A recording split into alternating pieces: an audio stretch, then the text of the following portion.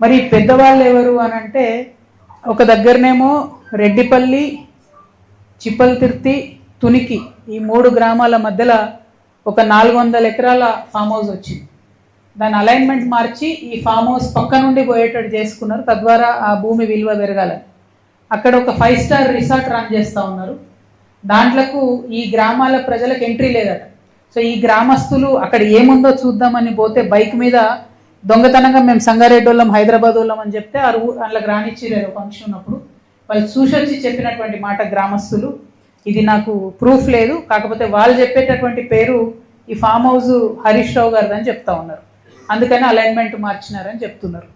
అదేవిధంగా చిన్న చింతకుంట గ్రామంలో గంగుల కమలాకర్ గారికి 15 ఎకరాల ల్యాండ్ ఉంది.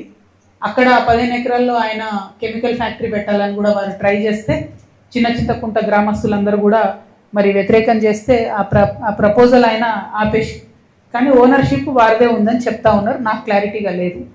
అయితే దానికోసం అలైన్మెంట్ మార్చిరని చెప్తున్నారు. అంటే లిటరలీ వాళ్ళు నన్ను చెరువు దగ్గర తీసుకుపోయి చూపించారు. ఫస్ట్ అలైన్మెంట్లో గంగుల కమలాకర్ గారి ద్వారా ల్యాండ్ ద్వారా పోతుంది కాబట్టి మార్చిండ్రు. ఇంకొక అలైన్మెంట్ ఈ 400 ఎకరాలు హరీష్ రావు గారిది అని చెప్పబడుతున్నటువంటి ల్యాండ్ పక్క నుండి వచ్చేటట్టు మార్చిండ్రు.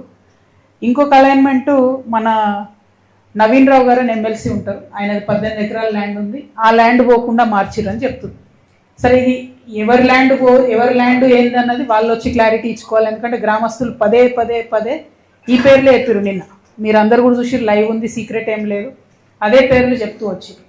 ఇక్కడ నా బాధ ఏంటంటే ఇట్లాంటి విషయాలు కేసీఆర్ గారికి తెలిస్తే ఎట్టి పరిస్థితుల్లో వాళ్ళు ఒప్పుకునేవారు కాదు.